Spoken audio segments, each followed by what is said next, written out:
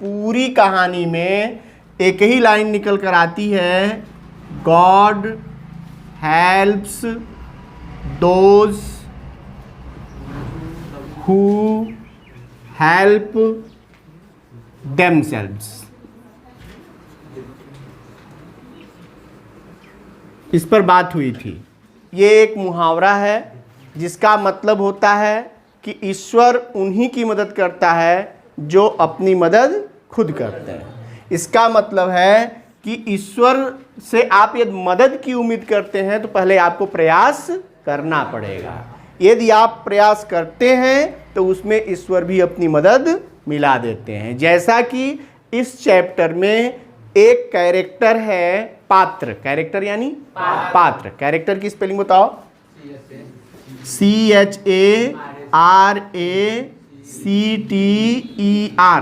Character माने पात्र। किसी भी कहानी में कोई न कोई पात्र होते हैं जिनके इर्द गिर्द कहानी चलती है। जैसे the story, the name of the story is a letter to God. इस चैप्टर का नाम है ईश्वर को एक पत्र। तो ईश्वर को एक पत्र कहानी में जो मुख्य पात्र है वो कौन है? तो सबसे पहला पात्र है लैंचो। कौन है? लैंचो। लैंचो नंबर 1 है। इसको आप प्रोटोगोनिस्ट भी कह सकते हैं या हीरो ऑफ द स्टोरी। इस पूरी कहानी का हीरो है।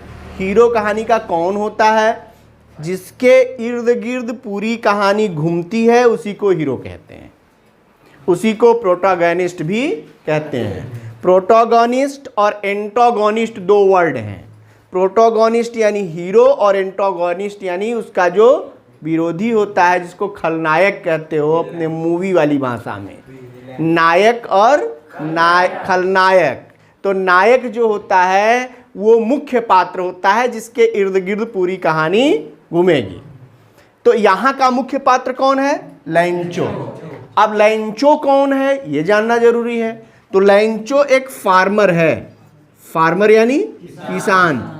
एक फार्मर है जो बहुत परिश्रमी किसान है, यानी खेती पर ही उसकी जो है जीविका निर्भर है और वो अपने खेतों में बैल की तरह कार्य करता है। अभी आप चैप्टर में पढ़ेंगे तो उसमें है कि लैंचो is an ox of a man. आदमी के रूप में वो बैल है। बैल मीन्स ऑक्स जो है वो सिंबल होता है किसका? परिश्रम का। सबसे अधिक परिश्रम कौन करते हैं? बैल। पहले माना जाता था। अब तो जैसे खेतों की जुताई वगैरह होती थी, अब जो ट्रैक्टर से या ये कहिए कि मशीन वगैरह से होने लगी, ये सारे काम कौन करते थे? बैल। इसीलिए बैल का जो सिंबल है वो किसके लिए है? कठिन परिश्रम के लिए है। इसीलिए कहते हैं कोल्हू का बैल है ये। कोल्हू का बैल यानी पहले जो ये तेल पेरने वाली मशीनें होती हैं वो पहले कौन पेरता था? बैल। जब ये मशीनें नहीं थी तो इसका मतलब वो बहुत मेहनती, जानवरों में सबसे मेहनती जानवरों को सिंबल मिला बैल को। और बैल की ही तरह काम करता था कौन?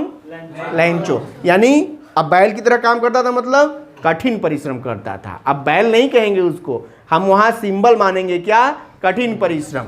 यानी लैंचो क्या था? कठिन परिश्रमी था। ये बात क्लियर हो गई। इसके अलावा इसका परिवार भी है, इसकी फैमिली है। फैमिली में इसकी पत्नी और इसके बच्चे हैं। ठीक है, तो उनकी बात वो स्पेशलिस्ट कैरेक्टर्स नहीं है, इसलिए बहुत डिटेल करने की जरूरत नहीं है। जो क्वेश्चन आपके लिए बनेगा वो लैंचो से रिलेटेड बनेगा, क्योंकि लैंचो is the main character of this story.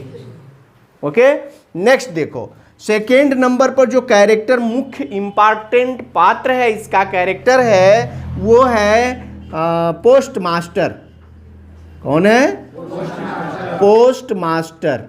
अब ये पोस्ट मास्टर कौन है या किस टाइप का व्यक्ति है? तो पोस्ट मास्टर जो है वो बड़ा ही काइंड हार्टेड है, दयालु है और एमिएबल है, यानी मित्रवत व्यवहार रखता है अपने स्टाफ के लोगों के साथ। अपने लोगों के साथ उसका व्यवहार क्या है? मित्रवत है।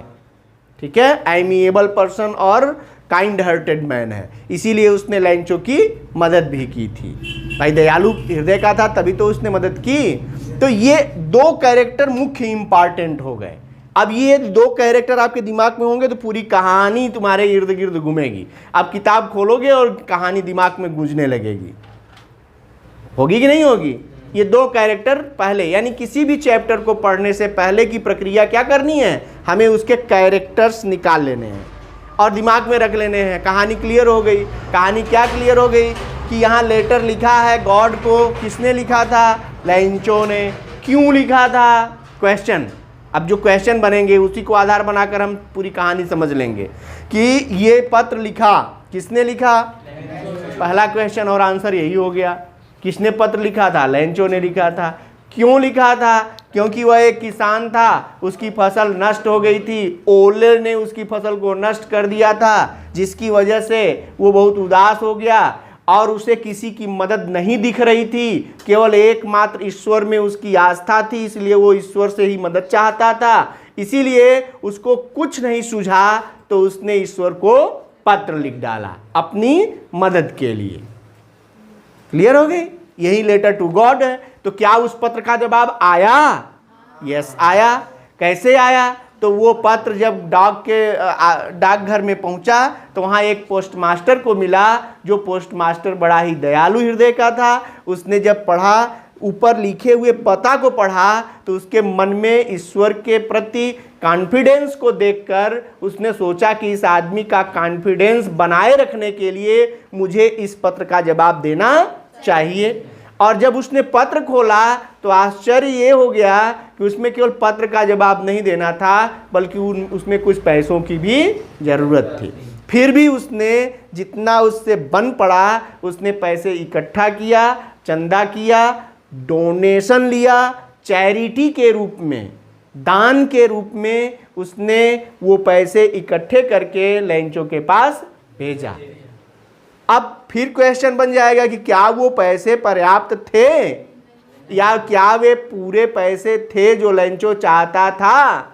नहीं, लैंचो 100 रुपये चाहता था।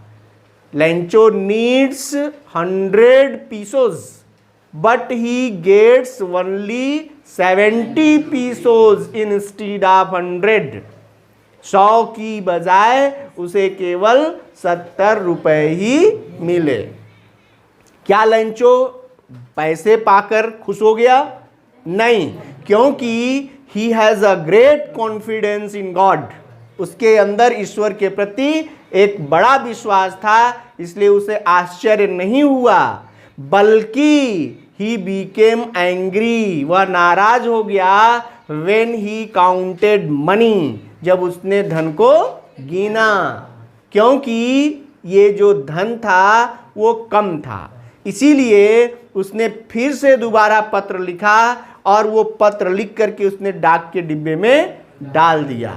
जैसे ही उसने डाक के डिब्बे में पत्र को डाला तो वह पोस्टमास्टर जिसने उसकी मदद की थी और अपने द्वारा किए गए दयालुपूर्ण कार्य के लिए वो अपने अंदर ही गर्व महसूस कर रहा था, वो तुरंत उस डाक के डिब्बे में पहुंचा और उसमें से पत्र को निकाल लिया। और जब उसने उस पत्र को पढ़ना शुरू किया तो आश्चर्यचकित हो गया, क्योंकि उस पत्र में लिखा था कि आपने जो रुपए भेजे थे वो मेरे पास पूरे नहीं पहुँचे, बल्कि उसमें से मात्र 70 रुपये ही पहुँच पाए। शेष के 30 रुपये आप जल्दी से जल्दी भेजिए, क्योंकि मुझे पैसों की सख्त ज़रूरत है। लेकिन डाक से मत भेजिएगा, क्योंकि डाक विभाग के कर्मचारी चोर हैं। बंच ऑफ क्रुक्स, एक मुहावरा आया है, फ्रेज आया है। फ्रेज क्या? फ्रेज पढ़ाए थे ना उस दिन। बंच ऑफ क्रुक्स, सबसे अंतिम लाइन देखो यही है, बंच ऑफ क्रुक्स है। बंच ऑफ क्रुक्स माने बेईमानों के गुच्छे हैं। ये बंच माने गुच्छे, समूह, यानी ये बंच ऑफ क्रुक्स हैं। डाक से नहीं भेजिएगा, क्योंकि डाक विभाग के सारे कर्मचारी बेईमानों के समूह हैं। यही है होल स्टोरी, और इस होल स्टोरी में ये दिखता है कि लैंचो के पास ईश्वर के लिए दृढ़ विश्वास है, और उसके दृढ़ विश्वास की वजह से ईश्वर ने भी पोस्ट मास्टर को आधार बनाकर लैंचो की मदद की और लैंचो को रुपए मिले।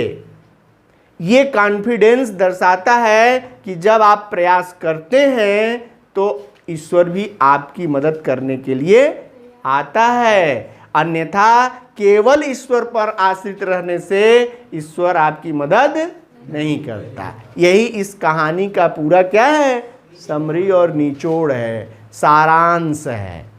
ठीक है, अब हम टेक्स्ट बुक पढ़ेंगे, इसको ध्यान से पढ़िए।